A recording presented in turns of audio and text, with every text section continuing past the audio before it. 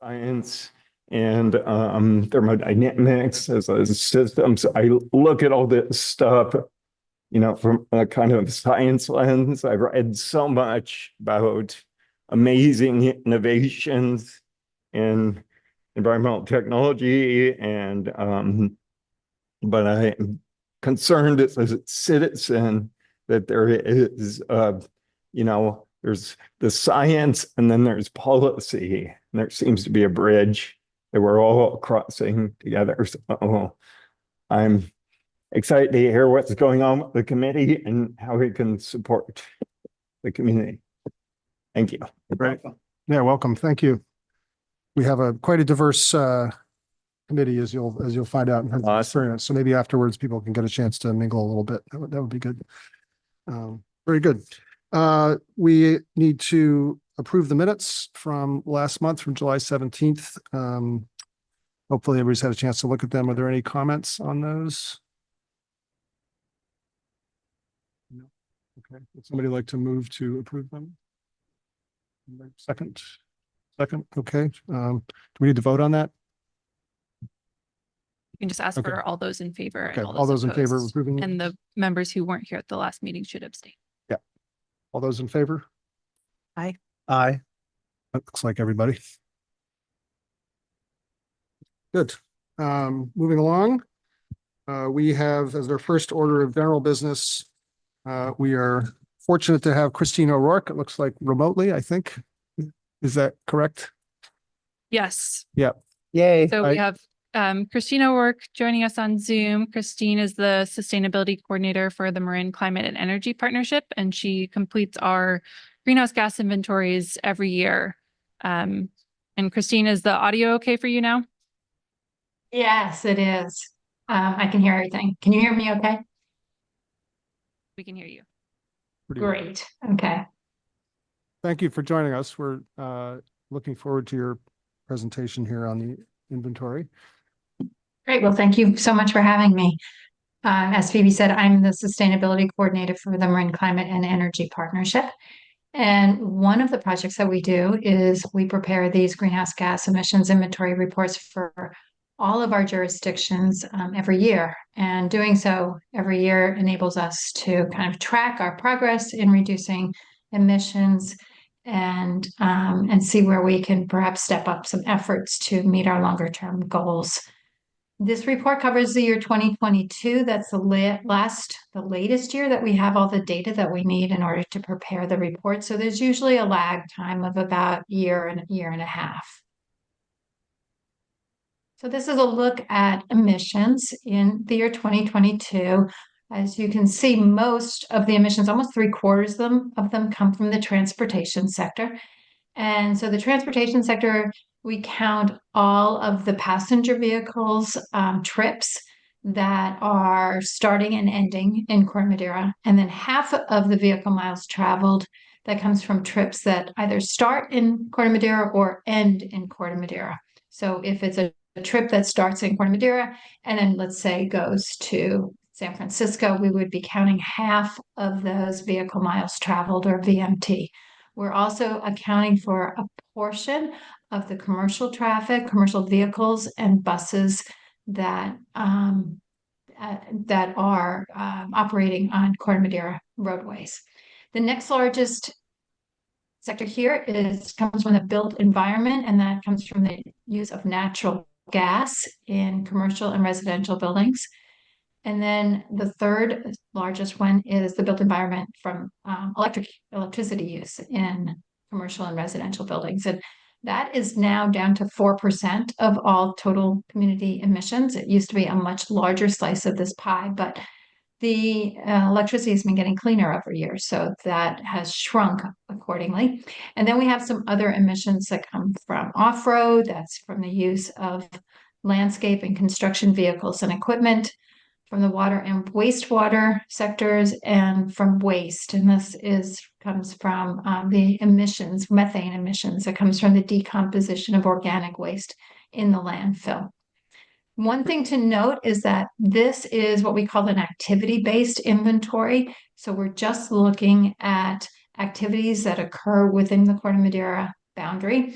we're not counting upstream emissions, things that might come from like the production of goods or food or from mining. We don't count air travel. So this is just a subset of emissions, but these are the emissions that we have more local control over and that we can reliably track and quantify so that we can track it on an annual basis. Christine, This is a look at emissions over the past. Well, we've been actually doing these inventories since 2005, and then we estimate what emissions were in 1990 by just assuming the emissions were 15% lower than they were in 2005, and that comes from the Air Resources Board guidance for local governments. So the town is now at, and it's not on here, 33% below 1990 levels. The goal is to be at 40% below 1990 levels by the year 2030. So the town is making really good progress. We have another 8 years to meet that goal.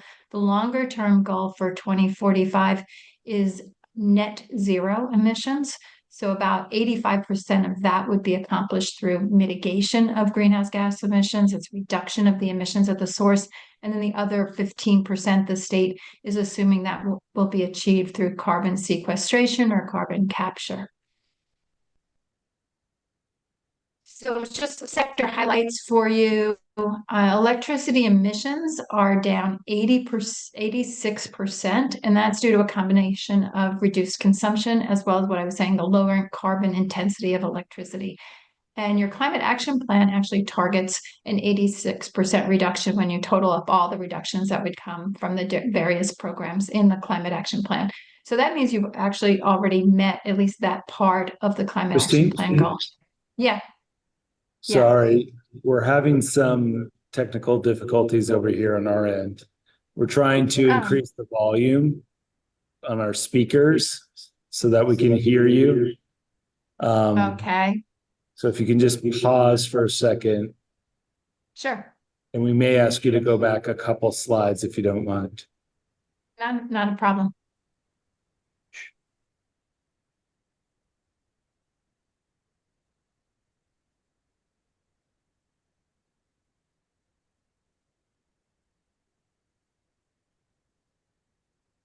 We should be able to ask questions.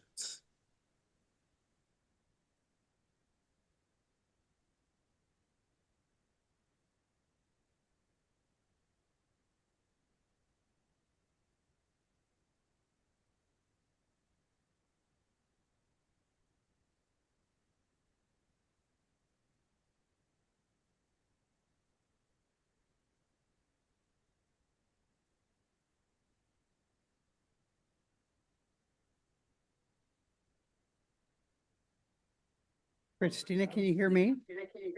I can. Can you hear me? Yeah, I can. You can hear us now. I can hear you now. Yes. Maybe if you just move closer to the mic, to your mic, it might help us a little bit. Okay.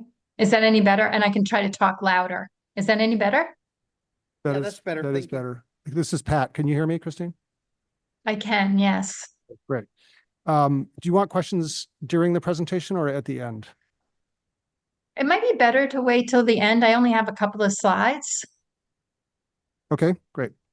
Well, now we can All hear you. right. Thank you. Okay. Do you want me to go back to another slide or should I continue where I'm at? I think we're okay. Okay. All right. So I was talking about electricity emissions down 86% since 2005 due to a combination of reduced consumption and lower carbon intensity of the electricity. The natural gas emissions are down 51%. A lot of that is due to the closing of the Wind Cup plant back in, it was about 2011. And your cap targets a 71% reduction.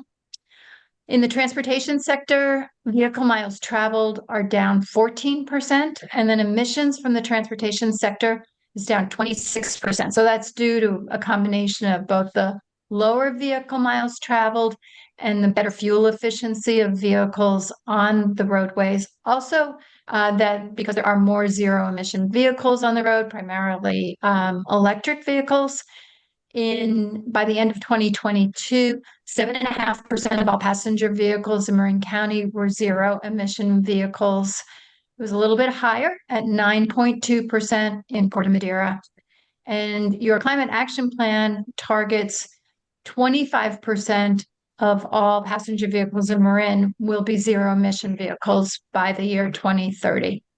In the waste sector, the waste disposal in landfills is down 20%, and waste emissions are actually down 45%. And that's due, again, to a combination of things. So lower organic content of the landfilled waste, as well as the lower amount of waste that has been landfilled.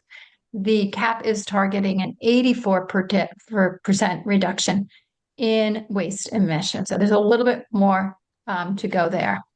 The best opportunity is to significantly reduce emissions further is to electrify everything. I'm sure you already know this, but to electrify vehicles, hot water heaters, heating systems, and appliances. And that's because we can switch out those fuels like gasoline and diesel and natural gas with clean electricity.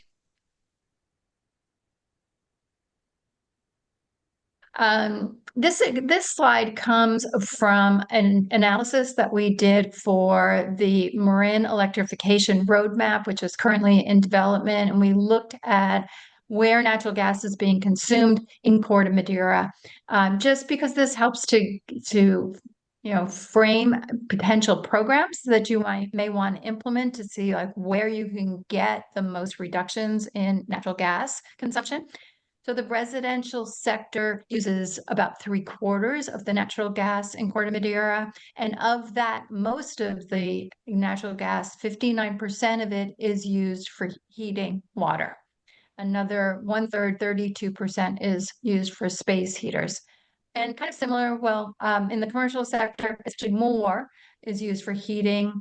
About 1/3 is used for water heating. So programs, for example, that would target getting residents to swap out their hot water heaters for high efficiency heat pump hot water heaters would probably be the most effective, at least at reducing natural gas consumption. And then zero emission vehicles are also another really important part of the solution. In this data here is now the end of 2023. So I was citing 2022 statistics on the previous slide.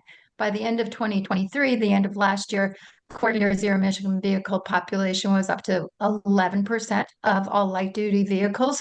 Countywide, it was up to 9%. So both of those went up a couple of percentage points. And then this is my last slide. This is just showing your the ZEV growth trend in Marin County, how it's been increasing year over year. It actually is going up. The last 3 years, it's been increasing at about 26%. And then on the right is projection, a growth projection. So up to 2023, which is where we are now.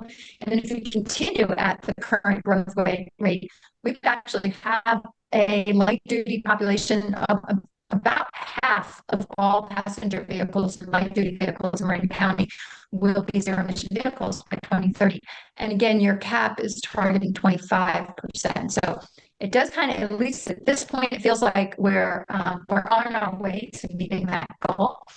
And that is the end of my presentation. So I'm happy to answer any questions. And again, I apologize for the any issues with the volume. I had a Yeah, question. Yeah. Sorry, I don't know how we're going to do this. With regard to transportation, which is a huge portion, and thanks for dissecting it and saying it's partly due to passenger vehicles within Corte Madera, and part of it are trips that either originate or end up in Corte Madera. What's the portion that are solely within Corte Madera? Do you know offhand? I don't know offhand, but it's actually quite small. It's probably, if we're just looking at trips that start end in Corte Madera, it's probably I would guess 5% of the total VMT. I can look that up and get that to Phoebe so she can provide that to you. Though. So what you're saying is, it's not really our residents that are, well, actually, yeah. Well, it's actually, if the residents are starting trips in Corte Madera and then going somewhere else, perhaps like to work or to shop or even to go to school. I see. And then Kind of thing. and then their trip coming back, half of that. It's just that we don't count all of the vehicle miles traveled for that entire trip. So Okay. most of I can break this down and you can see it does. We're able also to tell how much of the VMT is coming from people who live in Corte Madera, how much from people who work in Corte Madera. So I can get all that data for you. That would be interesting to see how much is attributable to Corte Madera residents. Sure.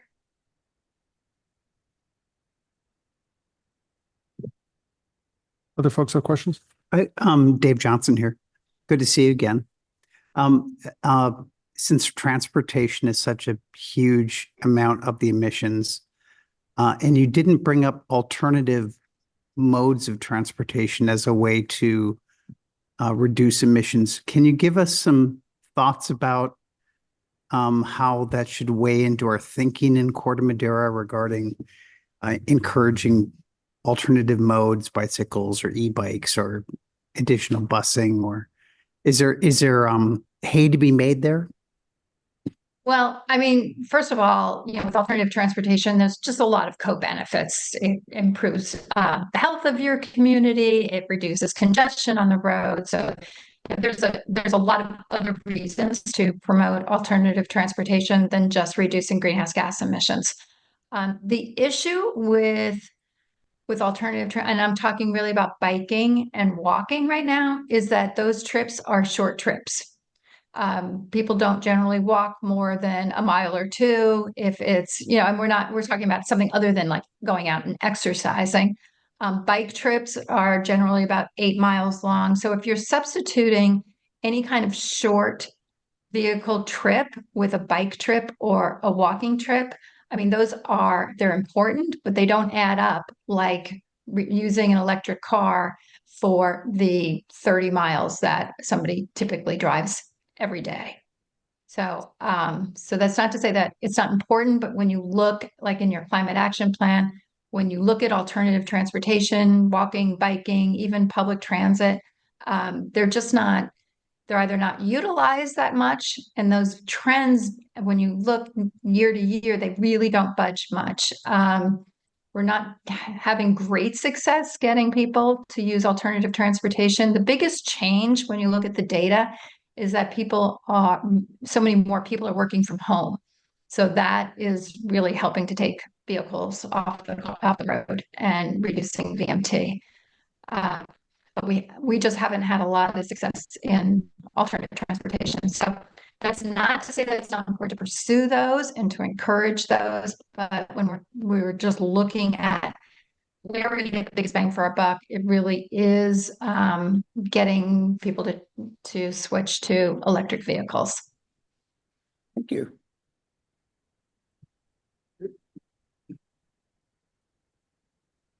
Is there any effort being made to encourage people to consolidate their trips?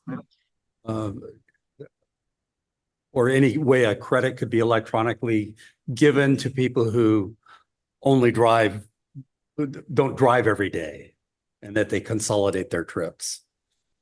Yeah, I mean, that's a very good strategy.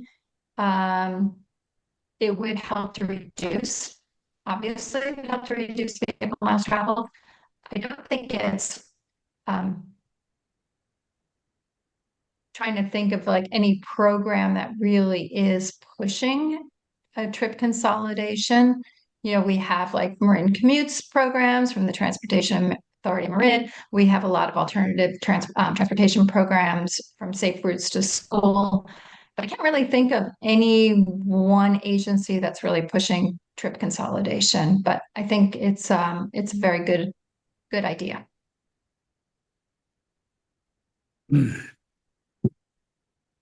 Other questions? Here we go. Thank you, Christine.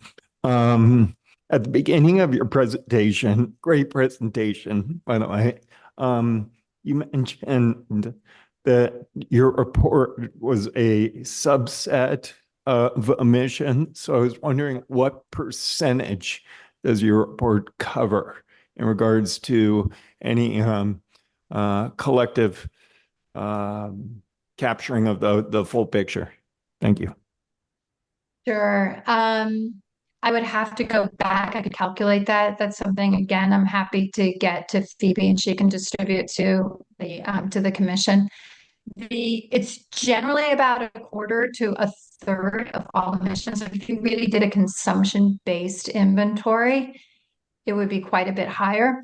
There was one that was done by the Bay Area Air Quality Management District back in 2013. So the data is like 10 years old. And we do reference it in the climate action plan. And that we did a comparison of what the emissions were that we're calculating in our activity-based inventory versus that consumption-based inventory that was done back in 2013. And that's where it comes out to be about a third, I think. I'm just thinking about like all of the communities. There was usually about a quarter to a third of emissions. So, yeah, I mean, it's like I said, it's just a subset. We only are looking at the emissions that are happening, that are being created from activities that are occurring within the Corte Madera boundary.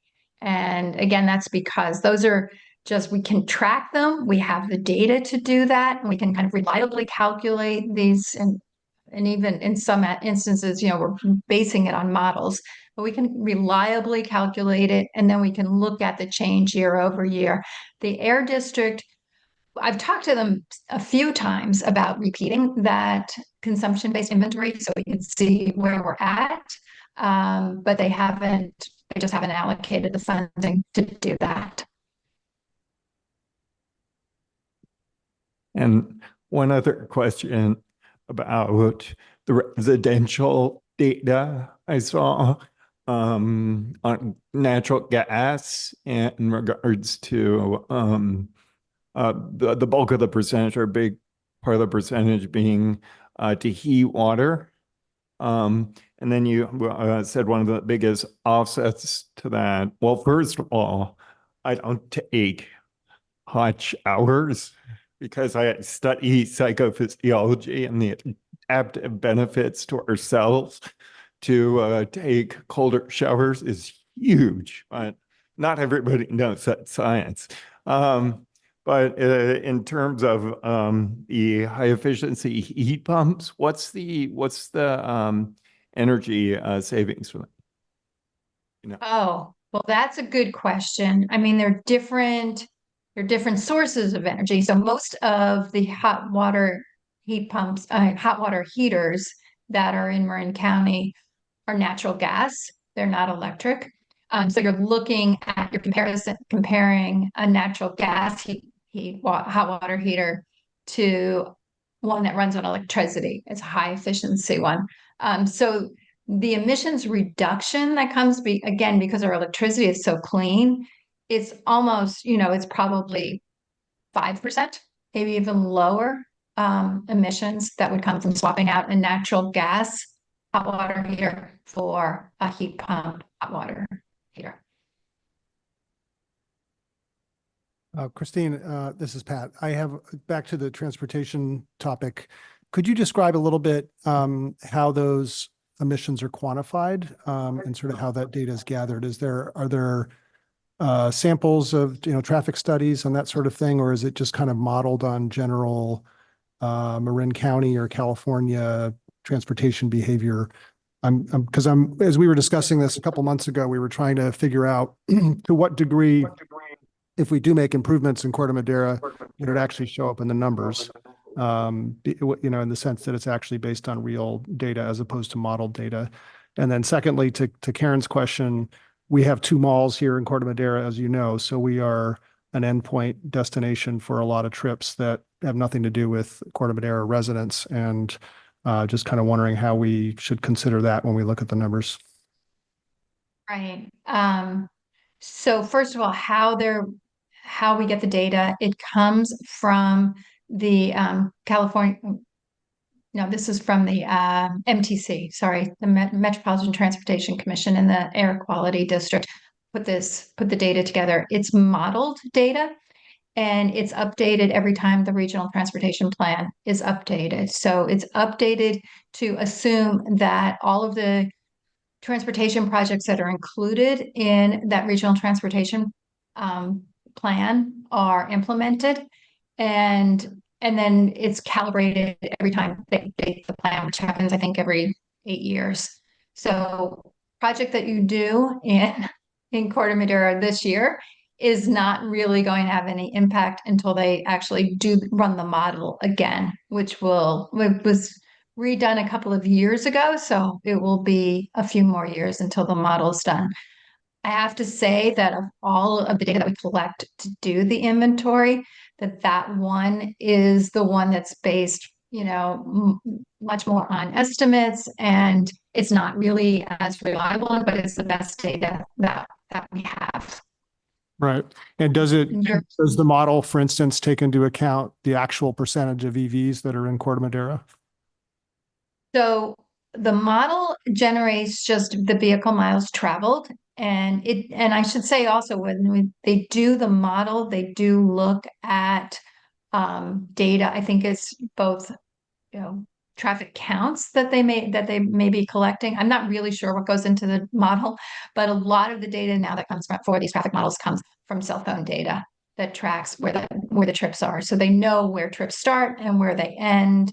And they collect all that data and then they model out for future years. I'm sorry. Well, I've just lost your question. Yeah, in our annual inventory, then effectively, are we getting credit for the increasing penetration of EVs? I guess is the question. Oh, for the EVs. Okay, right. So the VMT comes from that model, and then we use the MFAC. So it's a model that's done by the California Air Resources Board, which takes into effect all the different types of vehicles that are driving on Marin County roads and calculates an emission factor. So the number of electric vehicles that are on the road when the model is redone is included. The model, and then it also makes projections for an increasing population of electric vehicles in Marin County. So the model we're using right now was done in 2021. And they update that every 3 years. So we should be getting an update pretty soon. Okay, but that's based on a county EV adoption, not a zip code specific EV adoption, right? That's correct. Yeah. Okay. That's very helpful. And then on the question about the malls, how should we consider that in our thinking when looking at the data? I mean, like I said earlier, I can get data for how many of these trips are coming from residents and how many are coming from out of county, how many are coming from people who work in Corte Madera. So you can kind of look at all of that. Yes, I'm sure a lot of that VMT, because you're at 70, almost 3/4 of your emissions are coming from the transportation sector. Most of the communities in Marin County, usually it's about 50%.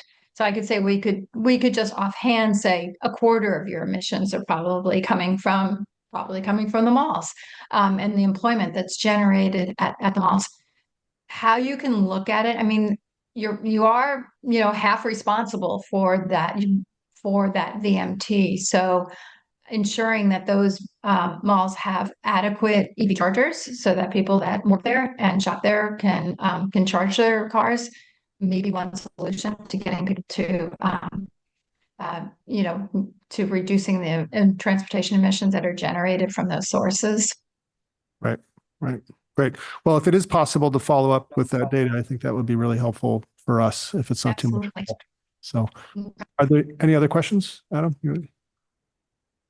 Just to comment on that, one of the things that we've been working on with Marin Transit and also Caltrans as part of the reconfiguration of the overcrossing is to they'll actually be pulling the bus stops off the highway themselves closer to the actual, I guess, off the streets to Tamalpais Drive.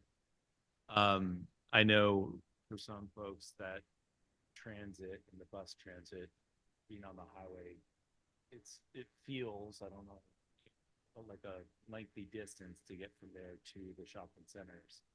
Hopefully this shortens that distance. I mean, it's not something, frankly, that the transit agencies like, because it's going to add a couple seconds of time to get off and then back on the highways.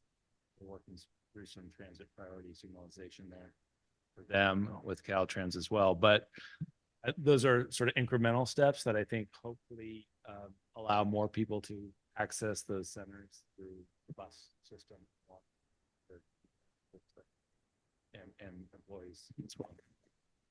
Great. It's good they're taking that into consideration.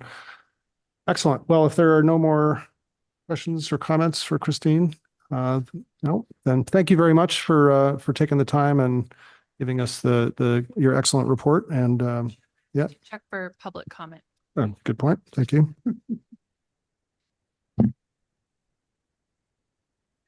Public comment. Not seeing any. Okay. Well, in that case, thank you very much, Christine. Appreciate it. Okay, thank you for having me. Have a good night. If you don't mind, Chair Burtis, I would actually add to that comment another thing that is just related to the two malls should be aware is that SMART has actually just recently added a shuttle from Larkspur Station on Thursday through Sunday, I think, to both of the shopping centers. Oh, good. So on demand, you can actually get your phone, and if you're coming from, a lot of people come from pretty far north, they would be, come down, want to go to whatever the stores are down here. You pick up those shuttles as well. Okay. That's great. I didn't know about that. That's very good. Excellent. Any comments or further discussion on that, or are we, nope. Okay. In that case, let's move on to item B, which is discussion of outreach materials for the Lions Club car show. And I don't know, Phoebe or Karen, I don't know who's leading this one, but okay. Get off. So we have the Lions Club car show coming up on September 7th, and the committee had previously decided that they'd like to focus on EV materials as they relate to Corte Madera. So there's a couple items that were included in the agenda packet that Karen and Pat and Dave and myself have been working on since the last meeting. So I can walk us through those, and the goal here is just to get everyone's feedback on them and see if there's any minor adjustments that need to be made before they're printed for the car show, and any other discussion that needs to happen about preparation for that meeting. I think we had Dave, Pat, and Phil volunteering to table, and I sent out a calendar invite to those that volunteered. So if there's anyone else that would like to join that, just. So, yeah, and I just wanted to add, at least my thinking in putting together, or I guess it's just two graphs or whatever, some materials, was really to highlight the impact of electric vehicles, to make people say, if they're at the car show, there's these cool new electric vehicles, and to show, hey, listen, it really has an impact if you do this. So that was my thinking. I think it's great we can highlight, Corte Madera is doing our part with the city vehicles. And I think some of the stuff that I'm blanking on names here, put together regarding, hey, in Corte Madera, one in, what is it, 1 in 3 new cars, 1 in 4? Hey, we're buying electric cars. It looks like 1 in 2 this year. Yeah, 1 in 2. 50% now. 1 in 2. Our residents, join the wave, kind of thing.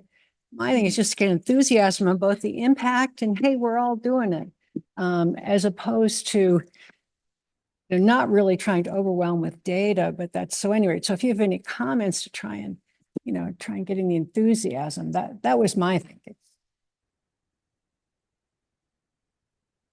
So this was one of the charts that Karen helped put together and yeah, showing the big section of our emissions that come from passenger vehicles, 55%.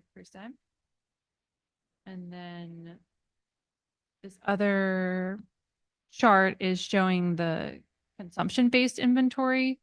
And unfortunately, I don't think I can rotate it on this view, but showing how vehicles contribute to our emissions in a different format, this block here. So still a pretty big block, but because it's a consumption-based inventory, looks a little different. There's other sources of emissions included. And this is the data from 2017. So it's a little bit older. Was the intention to print like a poster board or something? Was that? Yeah, so this one is formatted to be printed. If you were at the 4th of July, we had those tabletop signs. So it's 20 by 23. And this other one is a smaller size, but we could blow it up. This is a 11 by 17 sheet that is intended to go in the window of the town's EV that we have at that event, talking about the town's fleet and how it's converting to electric vehicles. And then this is another 11 by 17 sheet showing proposed and existing EV charging stations in Corte Madera. And part of the idea here was to get feedback from anyone who might be stopping by as to, you know, which of these stations that the town has, these sites that the town has evaluated, which ones should be prioritized, which ones would they use to charge, and sort of get some feedback there as well as show what the town is. What proposal? Busted. Do you have that budgeted in us in an upcoming cycle? Yes, we do have some funds in the budget this year to move forward with 1 or 2 of the sites. Cool. Okay. Yes, yeah. So we'd be, Do you remember how much we have budgeted in case it came up as a question? I believe we have 50K budgeted for this year. Which buys about 2 sites? It depends on the sites. Yeah. So I think we had discussed with the committee, with the subcommittee that had focused on those sites, potentially prioritizing the San Clemente Park spot as well as this side of Town Park. Okay, that's great. Thanks. So Sophie, just for the first chart, I think in a late email, I said, could we do different colors instead of different shades of blue so that the passenger vehicles really stands out? I'm just worried if they see it from far away, it won't be distinguished. Exactly Yeah. the same comment. Yeah. Definitely. So just the changing the passenger Yeah. vehicles color. And also, I know, steal your thunder here, you put together some slides, but that's what I was thinking. If we could have one additional slide, and my thought, maybe you have different thoughts on, you know, Corte Madera EVs, we're doing, you know, enjoying the wave, something like that to really highlight both how well we're doing and as an incentive for people to buy an electric vehicle as well. What you're thinking? Yeah, I had put together a couple slides on EV adoption rates in Marana and Corte Madera, and then David had added a couple about EV chargers. So if we could maybe switch to those and quickly review. I think those look good. I mean, my only comment is I think the consumption-based inventory is way too detailed. I don't think anybody's going to understand it or be able to read it, but you could put it up and see what happens. But I think it's quite complicated. I don't know if you've. Well, I mean, I looked at it and it was actually in our town chronicles, did an article on it. I guess to your point, it's 12. And I think you were thinking of having it as something small. Is that right? Yeah, it's Yeah. currently in a 8 by 11 format, 8 but by we could 11. blow it up. Yeah. It really is for people who are willing to want to look at the details, but I think it's so important for people to realize, it's not just, oh, I'm switching to Marin Clean Energy, but it really is, you have to consume less of your durable goods. It probably is only for those who want to know, but if we could have it in a small something. Yeah. Maybe it won't be useful. I don't know. Yeah, there's no harm in having it. I think the point you're making is an important one, and there may be a simpler way to make it. If you have the patience for an additional adaptation, just to show that, there's a big pie and the chunk of it that is activity based is maybe a third of it, and then blow that out. Yeah. That may be just to make the point that we're talking about the activity based emissions, but actually it's your air travel as well. It's your durable good consumption. It's your food consumption amounts for another, Right. And of course, I don't think that's too detailed, but that's me, but yeah. Yes, you're right. If we could simplify it, this is ready-made. Yeah, that's fine. I think that's great. Well, thank you for doing that. I think that'll be good to have that. So I put together some slides based on the data from the California data set. So it was pretty interesting, actually. I was surprised. So we, as Christine mentioned, Corte Madera's EV target is the same as Marin County's, which is 25% EVs installed base by 2030, light duty vehicles. As she also reported at the end of 2023, Corte Madera was at 11.6% EVs, which is great. I estimate based on Q1 and Q2 sales numbers that we're at about 13% as of June. So it's climbing quickly.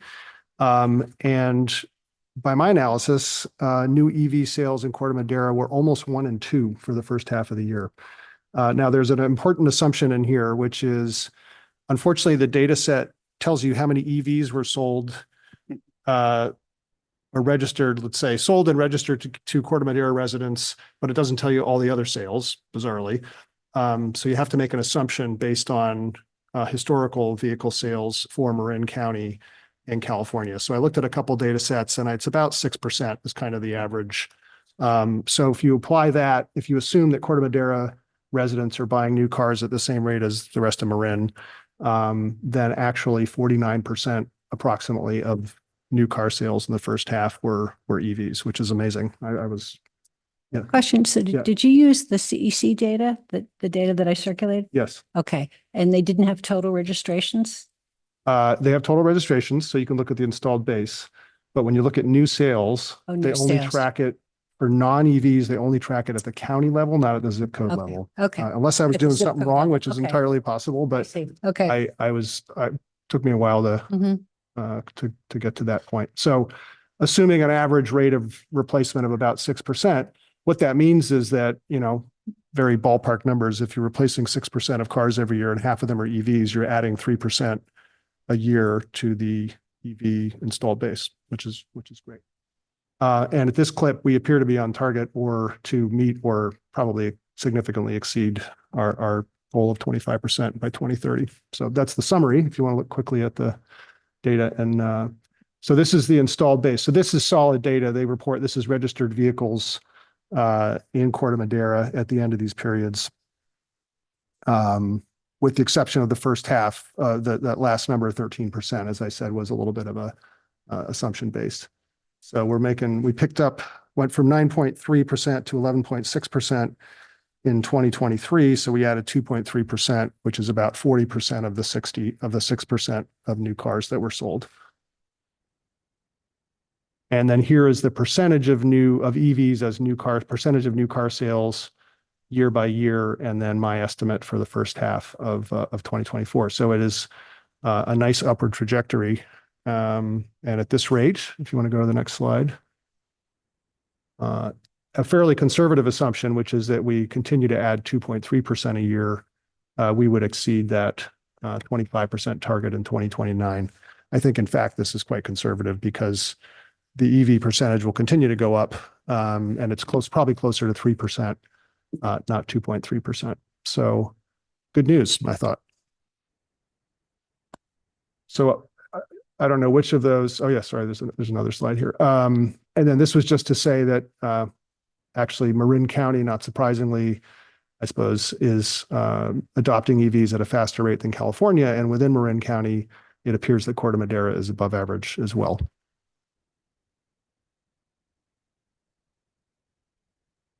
So those will come to David's slides in a minute, but I don't know, that's probably more detail than we want for a table at the car show, but maybe there's, that was great.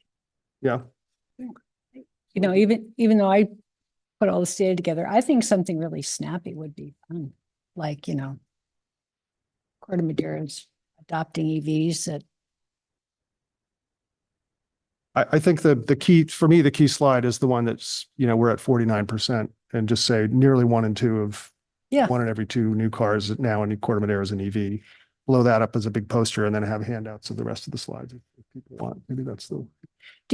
how much can we litter you know, how many posters work on a table? You know, we have 2 now, a big one and a small one, and how many more do we want to put on? Yeah, I would say on one table, we can probably fit 2 large posters. Any more than that, I think we have too much on the table. We could also, I believe we do have like a standing poster that could be separate. However, it does get very windy at the car show, so that's something to keep in mind as well, is that we need to make sure things are weighted down. Yeah. I'd underscore the. Yeah. Oh. Years past, it's been very windy out there, especially in the afternoon. Let's look at, David had a couple slides as well, maybe. Give me a minute to pull those up.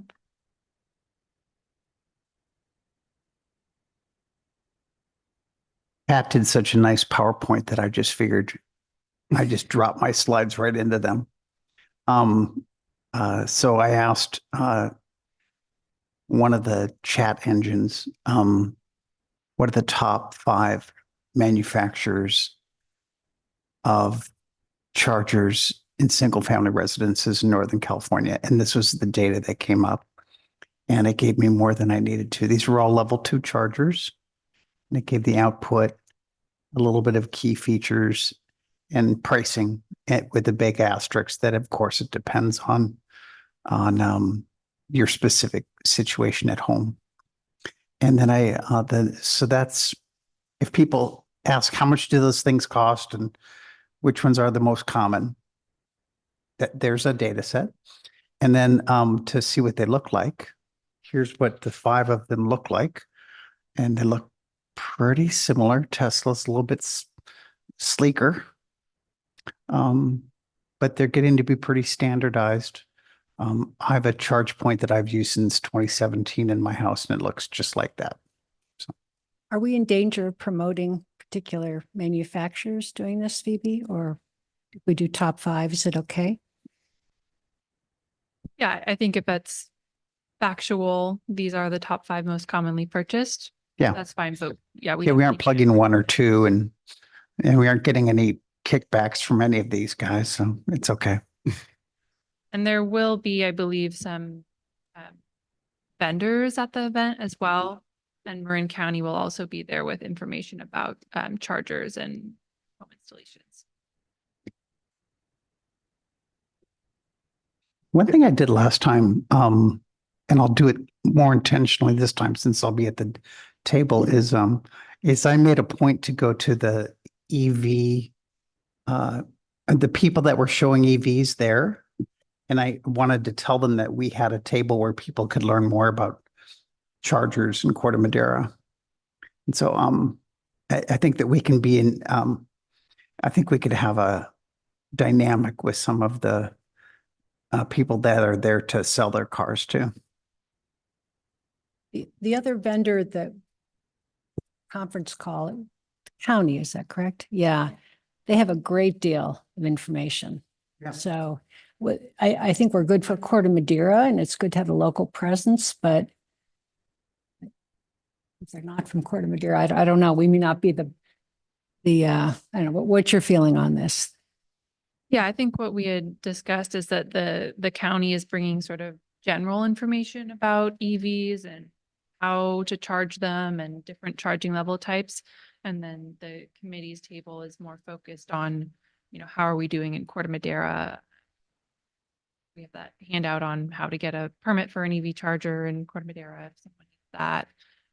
Where are the charging stations? Where's the town proposing charging stations, emissions, that kind of information. Good. So I think we have plenty of material, and the challenge is to kind of get it down to a handful of the things that can be easily communicated, which I think we can probably leave to Phoebe and Karen over the next week and a half or so, right? Until the car club is that, and myself, I'm happy to assist with that as well. Are there any comments or questions from others on the committee? No. Question. How do we decide how many public chargers we need and how does that, what's a good number? How do we compare to others? That's a good question. I can't answer it off the top of my head, but I can send you a couple of studies that have been done by countywide groups. The committee last year went through a process of looking at the town-owned sites where the town has the ability to install chargers and evaluating which of those would be the best suited for chargers. And then we participated in a technical assistance program offered by MCE Clean Energy that helped us evaluate those sites further and get ready to actually install chargers there. So that's where the committee's focus has been. And in terms of private sites, that's been addressed mainly through reach codes. That's where the town can sort of set some requirements when there's a renovation project, when it makes sense to install chargers. Otherwise, we can't really address private spaces beyond sort of encouragement. So that's how the committee has been sort of focusing on those areas. Again, since I was on the subcommittee and I've got a little bit of history on it, if you have a minute to review the work that town staff did and they put together some great data and then the subcommittee did some evaluation of different sites. And the way it came down to me personally is I thought that rather than just trying to achieve a goal or a normative or how do we compare, the goal was could we have electric charging in Corte Madera be ubiquitous? Meaning that could we get it so that if you're moving around town and you have an electric vehicle that you can kind of rely on there being a charger nearby. And so that's why it's great to hear that the town is funding construction of 2. They're going to do more. They're going to have a push for more chargers because I think we just want it to be a part of our lifestyle here in Corte Madera. That was my feeling as a member. But it's a good little study. Can I make a comment? So I don't have an electric vehicle. I have a hybrid, but people who I know who do say I would never have one unless I had one and charger at my house and I wouldn't charge it anywhere else. I don't know how people charge. I don't know, do people rely on other chargers or do they not? Yeah. I'm an early adopter and if there would have been a place to charge when the kids were doing baseball or after school sports, and I knew that was a reliable place that I could charge, I would. It's amazing that the cost for charging, especially with NEM 3.0, the cost of charging at a charger outside of my house versus at home, it's about parity. You'd think it'd be a lot cheaper at home. It's not, especially depending on where you charge and some other factors. So it just having access to more chargers is kind of the goal so that having an EV is an easy thing to have. That's where I hope we go. You know, high school has it. I think they're used quite a bit. So I think we just want to make it part of our lifestyle. Good. I think we're going to have to move on unless there's any further comments. Any public comment on this topic? Okay. Yeah, no public comment on Okay. mine. In that case, well, let's move on to discussion of future of the Student Ambassador Program. David, I believe you're leading this one. So thank goodness the council agreed to change the bylaws so that we now have the ability to have a student on the committee. So thank you, staff and council, for doing that. And maybe Phoebe, you could give a quick update on the status of that. When that period is closing, et cetera. Yeah, so the period of application for the new youth member will be closing September 9th. And to date, I believe we just have one application under consideration. But I was gonna remind you all under the update section to please share that application information. I can send it out again if you need with anyone you know who might be interested, or if you know any teachers who work with local youth, please share that out. So one thing that since before the committee was a committee, and we were talking about what should this body of people work on, communication and outreach was a really big topic. How can we get people in our committee, our community, be aware of the climate action plan and know where to focus and benefit from rebates and understand the importance. And so the idea in those early meetings was, could we have a relationship with students, because students are conduit to their parents. They're going to be the caretakers in the future. How do we get out to students? So the idea was to have an ambassador program where we would have a relationship with students who then historically have also had an interest in some of the clubs. There's an environment club, a climate club, I don't know, whatever clubs there are.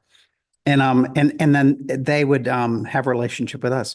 But now that we have the ability to have a high school student, I think it could be junior high, but high school, a student on our committee, I think it made sense to bring this back as a discussion item to find out how we all felt. So we could continue the student ambassador program, which takes one or two champions to foster that. And it's been okay. You know, our very first committee, we had a student on the committee because we didn't know any better. We didn't know the bylaws didn't allow that. So we just went ahead and did it. And that was great because we had a student up here and they would then, you know, carry the word back to the high school and talk about it. And it was a good thing for them because they got experience in bureaucratic situations and the pace of things. And then they went on to Georgetown University. So that's great. So we could continue the student ambassador program. It would take a couple of champions, takes a little bit of work, takes a little bit of outreach, or we could not, and just rely on the committee member going forward. It could be that the ambassadors are a feeder to the committee members. And so I wanted to get some discussion, some thoughts if people had an opinion one way or the other, if they had a desire to be involved, because it does take a little bit of time, a little bit of leadership. And I think we can make the program even better than it has been in the past. Always room for improvement. And so Phoebe, was there anything I left out? No. So I'm just, if there's any discussion about or questions, thoughts that people have? I just one. Having had memories of doing various internships when I was young, what I appreciated and felt there was a lack of was structure and an assignment. What am I going to do? And, you know, what's my task here? And at least within my first year, you know, as you said, the committee was sort of communication. I really struggled with the structure and what I was supposed to do. Realize it's sort of decide what to do, but I think that's very difficult for a student. Mm-hmm. You know, I feel the committee could do a better job of just with the committee, and then we are going to take on a student just to have, you know, that for me the structure and a clear goal works, and maybe we can hear from you. Well, yeah, we've got an opportunity for Yeah, public comment because we actually have Sid here with us. So let's let us do our comment and then or our discussion, and we'd love to hear from you. Okay. I guess people that are new to the committee, they don't have a lot of history, but you might have an opinion anyway.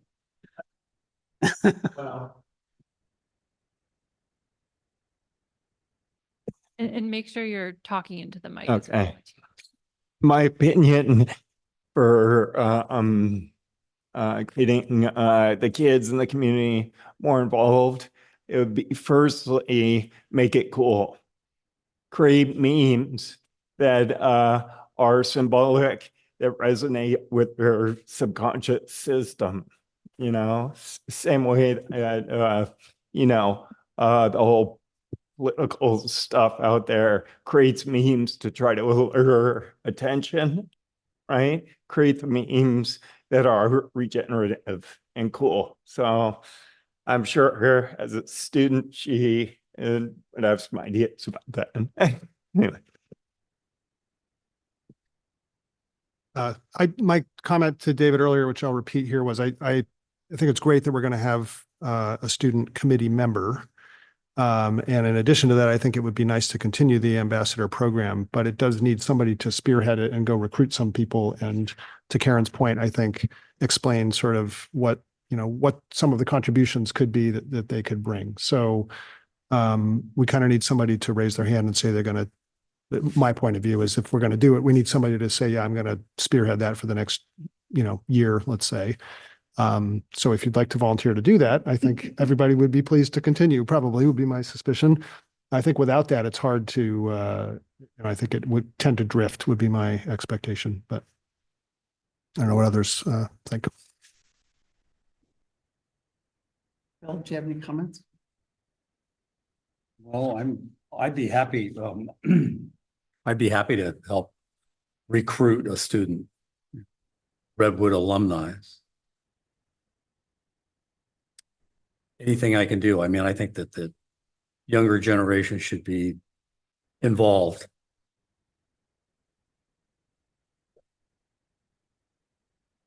Yeah, I'm happy to help too. I just not sure. I haven't seen what you've done before, but totally happy to help in any way I can. Once we get a structure and figure out what needs to be. Yeah. I think.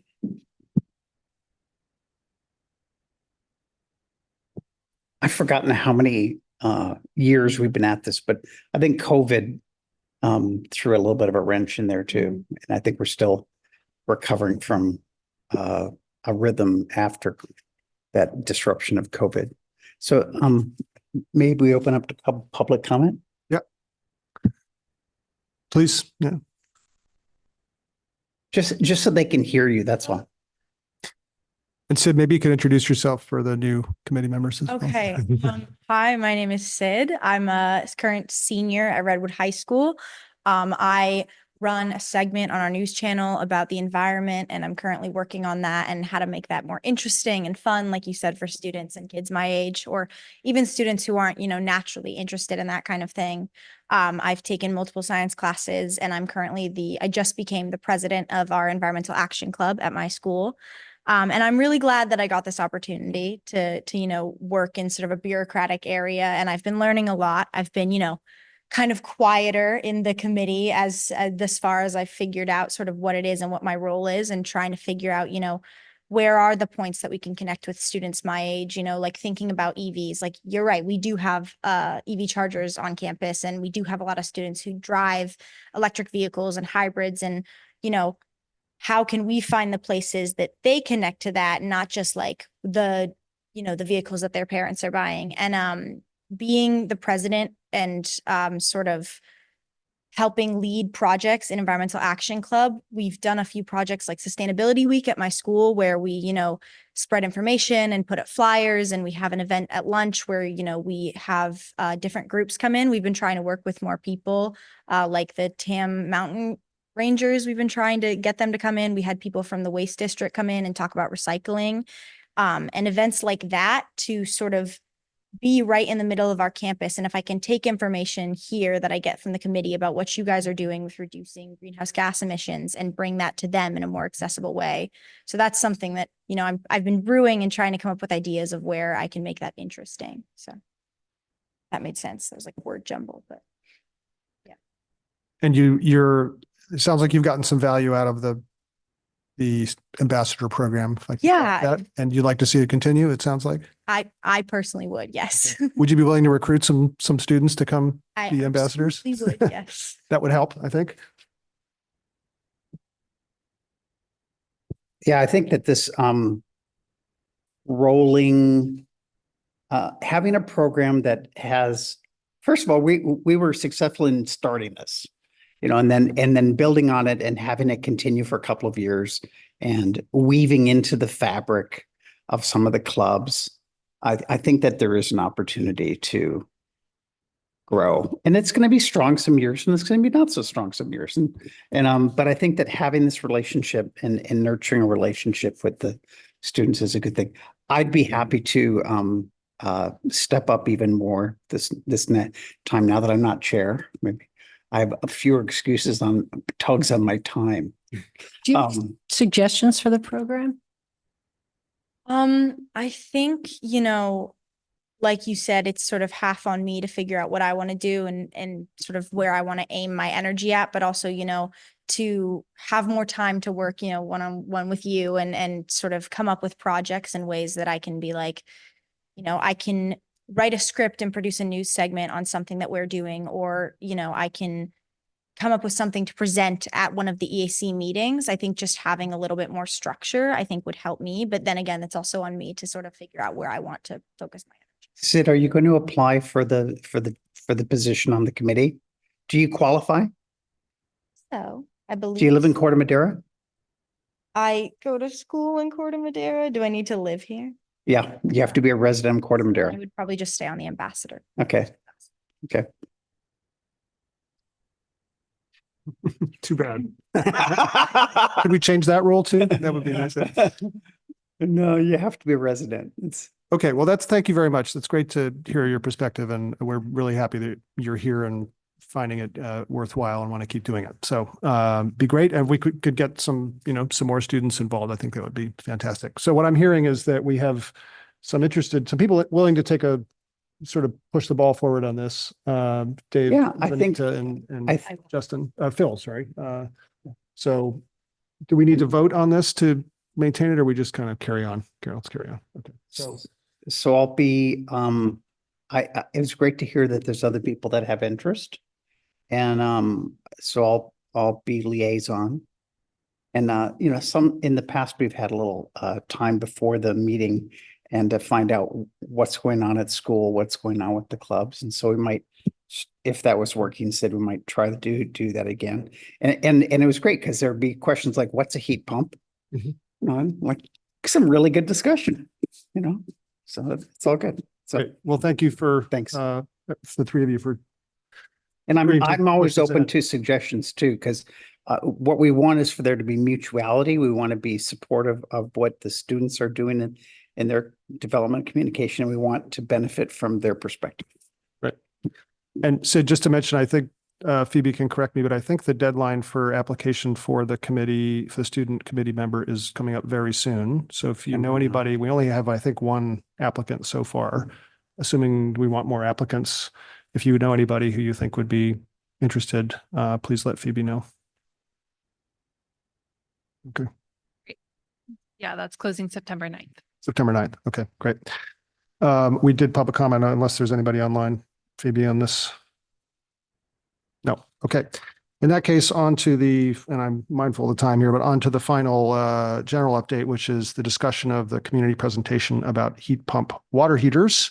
I think most of you know, but for the new committee members, we mailed out a postcard very recently. Hopefully everybody received it, promoting the adoption of heat pump water heaters. Phoebe maybe could give us a quick update on how that went, but there will be a second, there's going to be a second postcard, I think, going out this fall. And in addition, the suggestion was to reinforce that with a public presentation regarding heat pump water heaters. And so we wanted to talk a little bit about what format that might take and when. So Yeah, so the postcard, we don't, of course, have any way of knowing how many people got the postcard and looked at it. It was mailed to all residents in the town. And it had a QR code on it to go to the webpage that we created with resources about heat pump water heaters. What date was it mailed, you know? I don't have that off the top of my head. You know, end of July, I think. Does that sound right? yeah, it was mailed directly following the last meeting. If not, Yeah. it was yeah. mailed that week. Third week of July, something yeah. like that. And the same material was also promoted in the town's newsletter and on social media.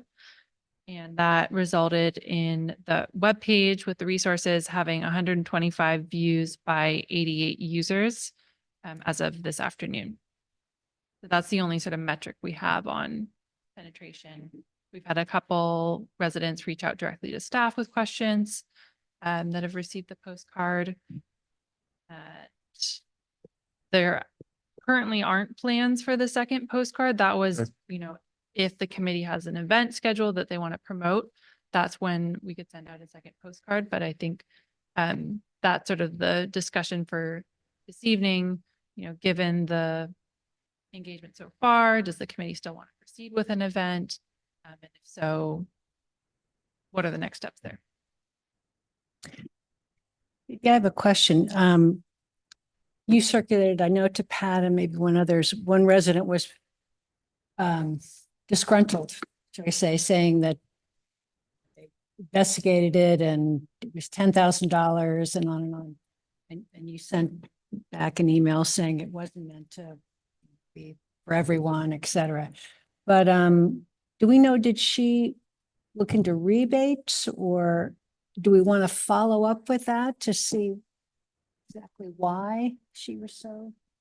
I did speak to that resident on the phone as well. Oh, okay. And my interpretation was that they misunderstood the mailer and thought the town was saying that specifically their home's water heater needed replacing.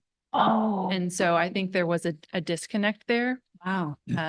And that was why there was the disgruntled response. I see. Okay. An edge case, I think. It's an unusual one. Okay. I mean, my perspective, 125, well, it's the 88 people looking at that page seems pretty reasonable, I guess. It's very hard to say what's good or bad, but it's better than 5. We won't know obviously for a long time whether it had any real impact, right? Till we get a flood of permit applications for heat pump water heaters. But I don't know if other people have opinion about whether this was and continues to be a worthwhile effort. Should we do a public presentation for those who are interested? Should we do a second mailing? I'd like to hear people's thoughts. I have a question. Regarding EV cars, solar, these efficient heat pumps, are there any, and also, having a lot of friends that are consciously minded and buying EV cars and super excited about having solar.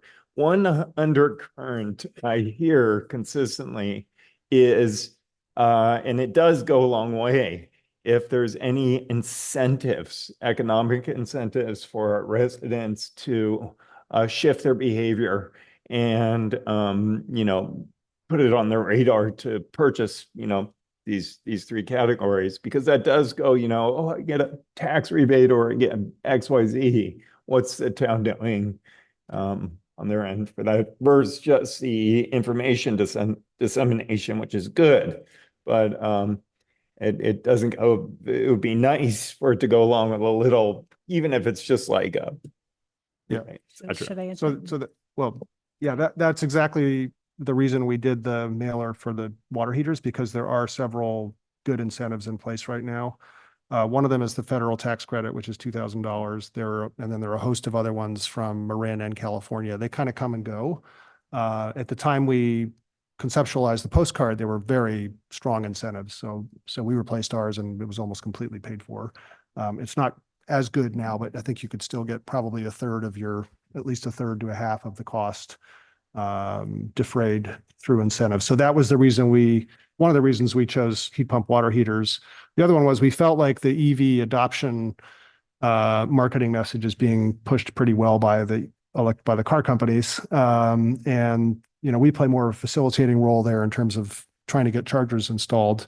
But we felt like this was something that actually, if you look at, as we saw the inventory, surprisingly, heating your water turns out to be the single biggest source outside of transportation of greenhouse gas emissions. So felt like something that was actionable. There were good incentives, and we could, concisely message it. So. And there was both text and I think references on the website regarding those rebates. Yeah, so it did, the QR code takes you right to a couple of sources which can give you that. So, but what's the other perspectives on whether this has been worthwhile, continues to be? What do you think?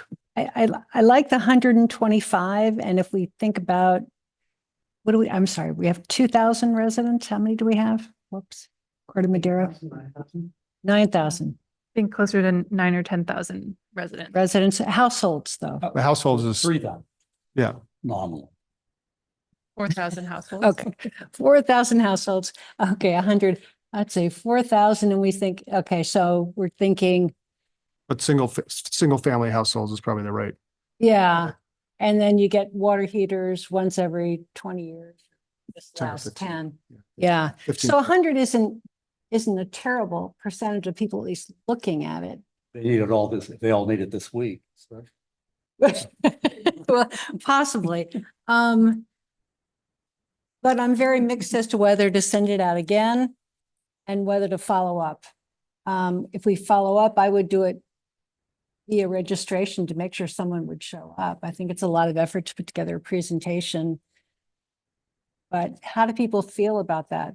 It would be a good opportunity to talk with people, even if we got 5 or 8, that would be wonderful. But I don't know, what do people think? When I was at the 4th of July booth this year, we were talking about the cap, and it used to be nobody knew what the cap was, and a lot of people knew that the cap stood for the Climate Action Plan, and I see these communication tools as cost effective, and that we need to be looking for ways to keep up the dialogue with the people in the community. In the Climate Action Plan, clearly electrification of gas appliances is key. And this is something that is a huge opportunity if we can communicate to people so that they get it on the radar. So I think this is good. I think we need to continue to have subtle, polite communication methods like this.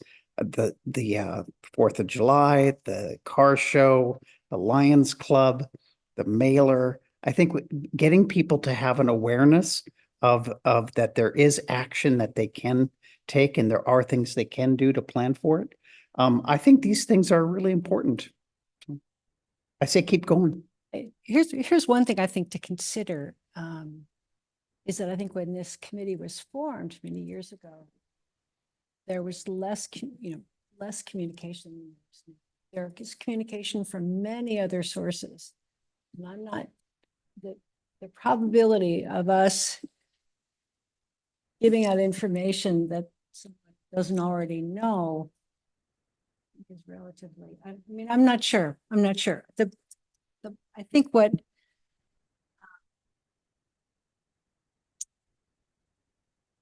good role for this committee, or one of the roles, is what's happening in the town. How can we further things more sort of action oriented? But I think outreach, they get it from so many sources. I wonder what our role is there. Is there a niche that we need to be aware of that we can fill in communication? I mean, from my perspective, I think very few people know anything about heat pumps.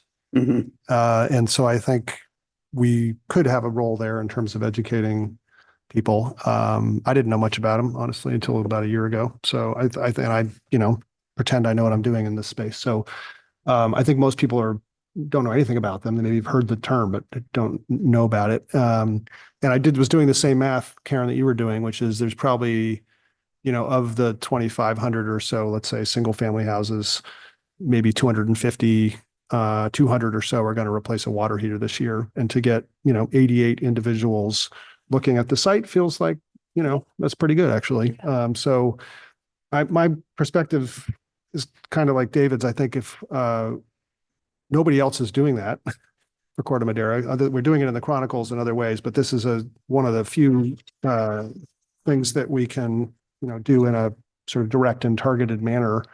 And I think if we don't do things like that, we become purely an advisory body to the council, to the town council. And, I think that's a sort of diminution of our mission, would be kind of my perspective. So if we have a better idea to send a postcard about, let's do that. But I don't think we've got one. We could have a float on the like this, big bucket, pouring water, and just a fun thing, that would be, sometimes the stupid ideas are the best ones. Yeah. And you could be the guy on the I could be the float. guy. Yeah. Well, if it seems inconclusive about whether we should send another postcard, so why don't we table that one for the moment, I would say. But in terms of trying to organize a presentation for those who are interested in the town, is there, what are people's perspectives on that? What's the question again, sir? Should we put on a presentation here about heat pump water heaters with an expert for people who are interested in considering it?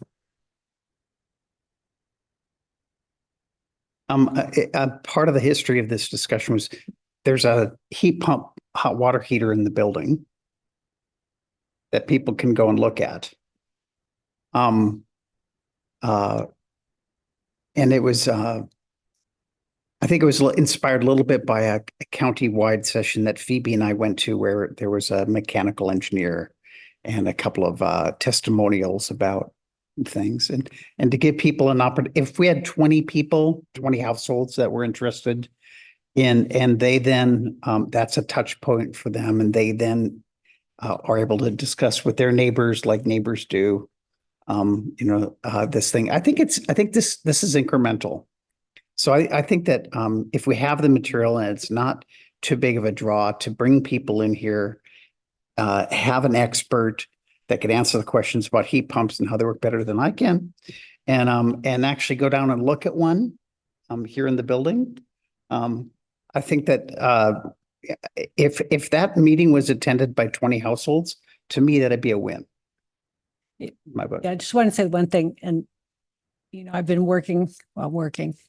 forecasting uses of heat pumps, water heaters and systems for a long time. So whatever, but, and I've been through things about how they work. And I think I said this before, I don't care. I want to know if I put it in, what space do I need? How much I need for upgrades? How it works, and because it works down there, I don't care. What's it going to do for me, kind of thing. So there's limited, I don't know how my gas water, how my instant water heater works. I could care less. So I think the emphasis, yes, some people are interested in how it works because it's kind of new. But I think a lot of people, their big concern is, can they put it in their house? Do they have the space for it? So make sure we have experts on both sides. But yes, it is an opportunity, and we have the outline for the presentation. I think part of it is getting a date, and we have some experts in mind to reserve. So I think that's the issue. Well, I think there's a question about an expert, but also to your point, it's things like what's involved, how hard is it? Is it going to save me money? That kind of thing, which, I'm happy to talk about our experience if that's helpful, just as sort of one homeowner in town In the building department who did that. Yeah. But from an expert point of view, I am mindful of the time here, but maybe a thing to do would be for us to kind of take this offline and try to develop it a little bit further, what an event like this might look like, and report back to the committee next month. Does that seem like we did have a draft presentation, and then Phoebe had a couple people in mind. So, but we can further that, yeah. Yeah, I agree. I think a good next step would be to meet outside of this meeting and sort of discuss further what the sort of nitty gritty of setting an event like this up would be. Yes, we would need to select the speaker. Pat, you provided your testimonial. I think there was another Scott Shell. his. And then talking about publicizing it and who from the committee wants to present. Just for a little bit of context, not that this is exactly the same, but we did have a public workshop for the REACH codes when we were developing those. And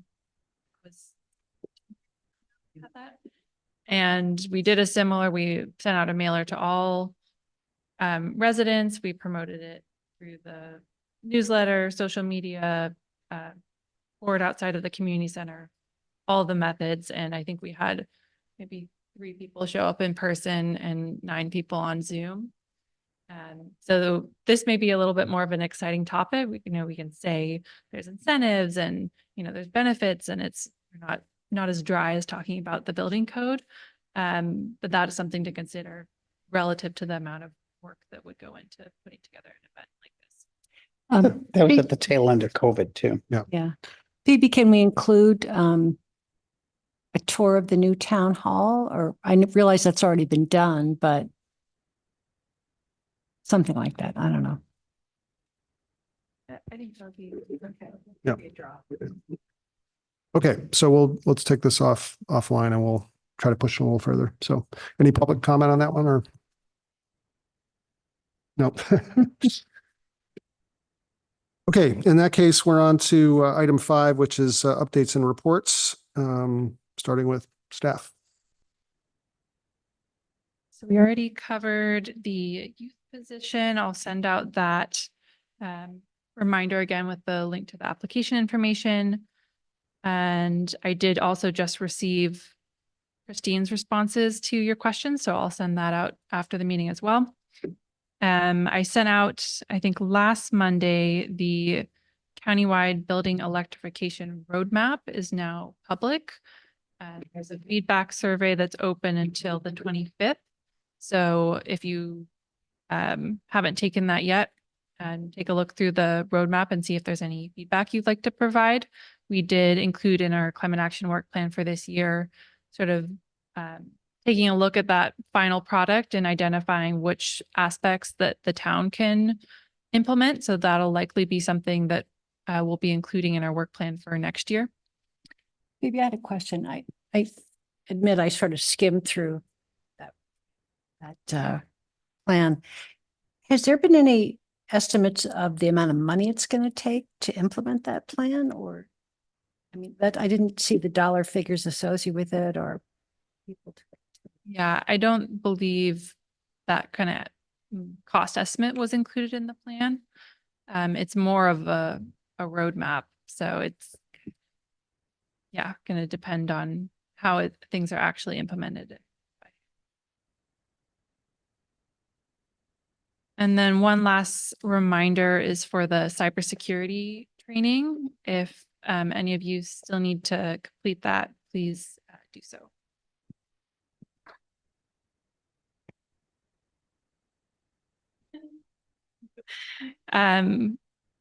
Yesterday, we launched a grant program to support residents or businesses in complying with our reusable foodware ordinance. So that's something that's live. The foodware ordinance is in effect as of July of this year, and it requires reusable items for dine-in at restaurants and compostable takeout products. So that grant program is intended to support businesses in transitioning to reusables or approved compostable items. Great, good news. Thank you, Phoebe. Any updates from committee members on any other issues? We've covered a lot today. Nope. Justin, there's a new ANSI standard that's being developed for regenerative development. Oh. And if I'll share it with you, and if anybody else is interested, I'll send it through Phoebe. I'll send it to you. You can. Put it out. Okay, I think we're on to agenda items for next month. Seems like we'll have a follow-up on this topic about the heat pump water heaters. I assume that'll be on there.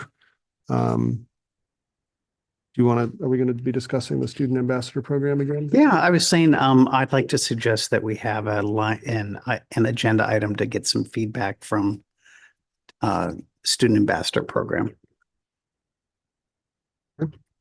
We want to see if Christine has any of the. You and I can talk. Sounds like she just. You and I can talk later. Yes. I will send that out after the meeting. Are there other, yeah, The sort of program. Once I get familiar with the programs that are with, I could also come up with inspirational talk about regeneration science. We get a little, speak in some leaders in inspiring action, integrating symbols of culture, because complexity science to people. So I could inspire some students. great, good, very good. Okay, well, we have time for, over the next couple of weeks, if people have other agenda items that they'd like to raise, please send them to Phoebe and myself. Do we want the final car show material? Or well, the car show will be over by then. By then. Yeah. So this is it. This was our moment to get our act together. So, okay. I will just mention, unfortunately, I'm not going to be here next month for the meeting. I will be able to join by Zoom for part of the meeting, but not the whole thing. Will you be willing to chair next month? Okay. Thank you, David. In that case, unless there's any other business.